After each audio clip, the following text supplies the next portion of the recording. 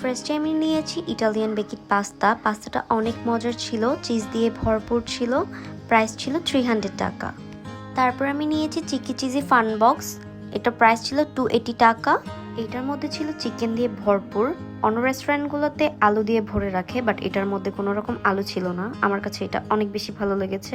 এটা ছিল চিকি cheesy special পিজাতে ছিল ভরপুর চিজ, সাথে ছিল চিকেন, মাশরুম, সসেজ।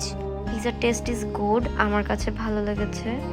নিয়েছিলাম তান্দুরি উইংসটা অনেক স্পাইসি ছিল, আমি স্পাইসি খেতে পারি না, তারপর আমার কাছে অনেক মজা লেগেছে। আর উইংসটার প্রাইস ছিল 250 টাকা।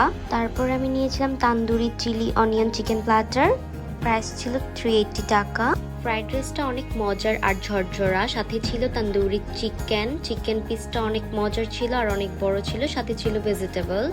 অনেস্টলি ওভারঅল আমার কাছে সবকিছু ভালো লেগেছে। ওদের food taste is good, even ওদের বিহেভিয়ারও অনেক ভালো, আর রেস্টুরেন্টটা অনেক সুন্দর।